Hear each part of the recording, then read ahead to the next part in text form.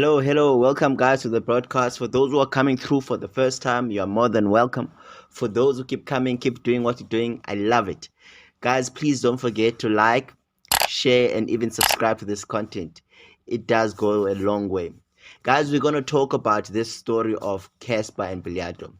Everybody knows Casper is a big entrepreneur, right? And a big marketing guru, apparently. So I've been checking out Casper's tweets recently. He's been posting a lot of things, posting his car, talking about, God has been good to him, flossing his car. But before I talk about Casper, I just want to play a video. It is in line with what I'm going to talk about. Monopoly capital.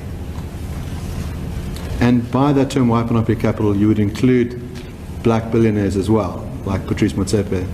Well, I don't include Patrice Motsepe. I'm not sure if Patrice is a billionaire, Chef.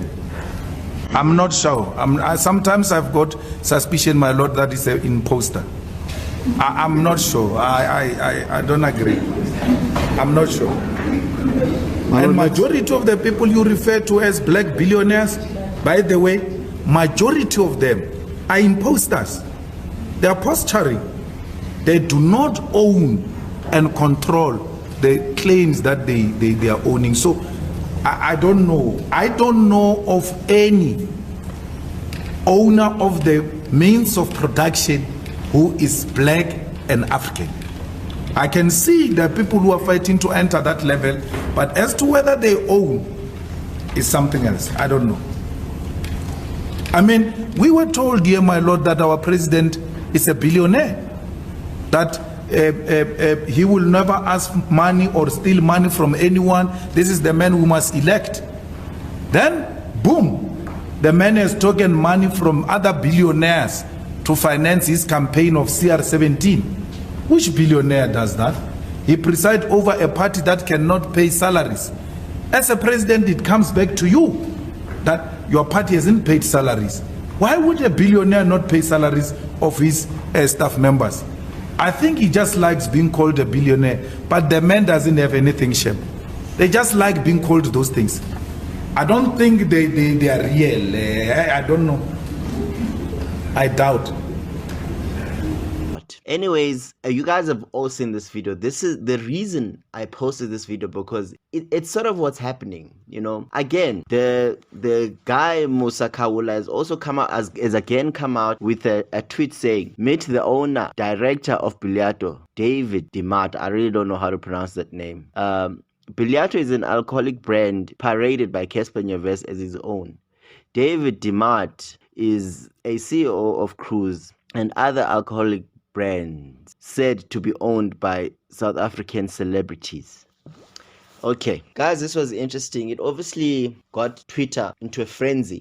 People tweeting left, right, and center. Others, criticizing Casper. Others encouraging him. But what was interesting to me about this whole thing is how Casper was reacting to it. I mean, he really was worried. I mean, he was responding to every tweet, and I sort of found that strange, because why respond? I mean, if you know what you know is true, Maybe it's important to defend your brand, but I don't know people like Casper to be like that. I mean, at times they just ignore this twist, but this one he couldn't know. Maybe he found it very important that he defends his brand. But the truth is, whether or not he owns brand entirely or not, he's still a beneficiary. So whatever people are saying, it's not going to affect him. Maybe he's worried that it will affect sales, or the whole thing is going to affect the integrity of the brand. He won't be seen as somebody with integrity, whatever you may call it. It is also very interesting to observe that the minute this starts happening, he starts going to this let's clean up the mess PR campaign by posting. This Billiato story has reminded me of the lack of education and ownership in our industry. I've been able to build and own brands, so I've decided that I'm going to host a workshop in Youth Month. I've been wanting to teach, and I think now is the right time to start. You're all coming. You see, this is a classical case of somebody doing damage control. This is like a PR campaign, because now he's diverting attention and he's cleansing himself from all of this by playing part in the community. And this is one thing I'm saying, that guys, do not be fooled by charity events. Business people, these people go to school to study these things, And whether Casper and them did not go to school, they've got educated people working with them, advising them and saying, okay, let's do this, let's do this, let's do this. So when you see these celebrities going to charities, helping the poor, donating, there's always cameras. This is something that's always done in public so that their image, they're in good standing with the public. That in turn gives them a good image so that the sponsorships and everything and all the benefits, I've said this so many times before, charitable deeds are good. It's what this country needs.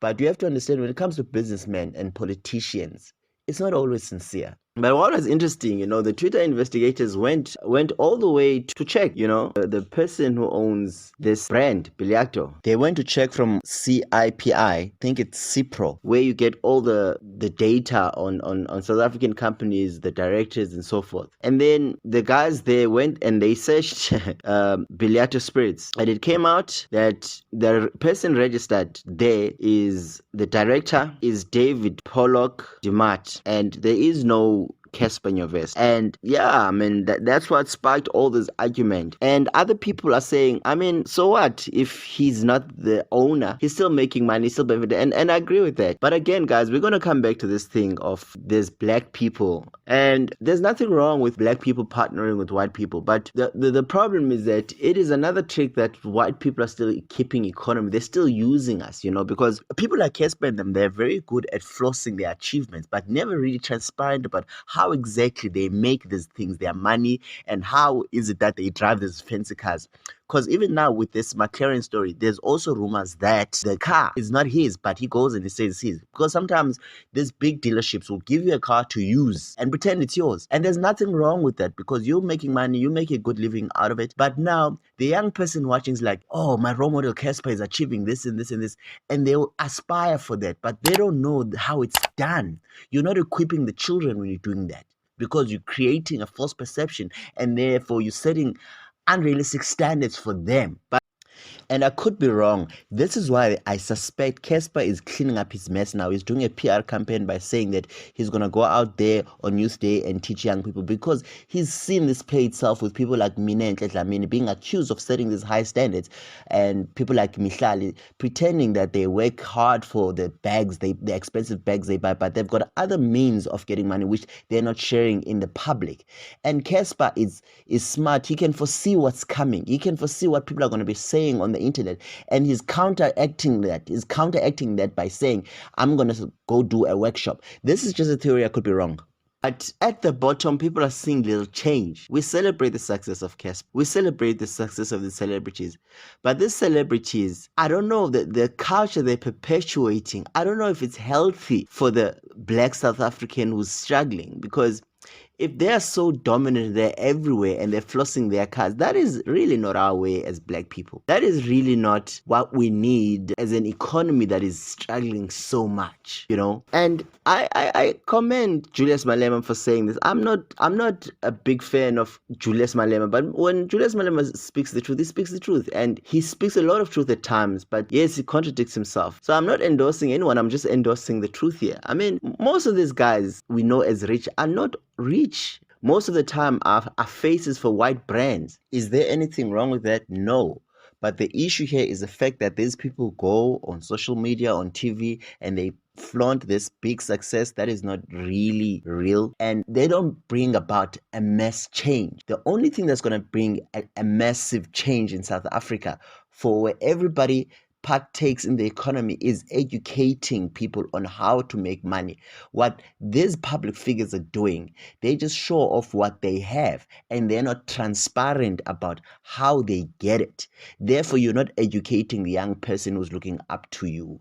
And whether we like it or not, you cannot avoid that. If you're a public figure, you're an influencer. That's why there's that word. So you're influencing. That is how you make money. So if you're gonna floss your success, you sure as well have to be transparent about it, so that you don't mislead the children. When you do that, the people will not learn from you, therefore will not the economical freedom that is so desperately needed in South Africa. And these white people would rather do that. They would rather use us. They'd rather hide behind one black person because they want to hold on to much power for as long as possible. even though the economy is collapsing, even though people are suffering, and even though people are homeless and all these things, even though people are not having opportunities. And this is something that cuts throughout, even with the government, even with this thing of dudula and all of that. I mean, guys, you cannot dudula just Africans, where the biggest perpetuators of this thing are white people. I'm really supportive of what Katalaks are doing. They're doing something, but that's just part of the problem. The biggest problem is the white people who refuses to change and who refuses to repent, and for them to keep using these people that like capping. It really is something that we must look at it very closely, because we need proper role models, not people who are living fake lives who are telling us they're rich and they're not, and they're putting pressure on everyone, but it's not even reality. This has been said so many times. Then again, if McLaren wants to promote a car and they want to use Casper for that, they don't want people finding out that Casper doesn't own that car, because people need to aspire to be like Casper. And if they know that the car is not his, there's nothing to aspire because they know. So I suppose he has to hide at some level that the car is not his. But then again, what does that create for the young person? And it's quite interesting that most of these guys that are loved by these white people, by these endorsements, they don't like MacG, eh? That's also something very interesting. And MacG owns his own brand, and nobody will talk about that. So sometimes this is interesting. I mean, we need to watch who our role models are. Anyways, guys, that's just my 2 cents. Please don't forget to like, share, and subscribe.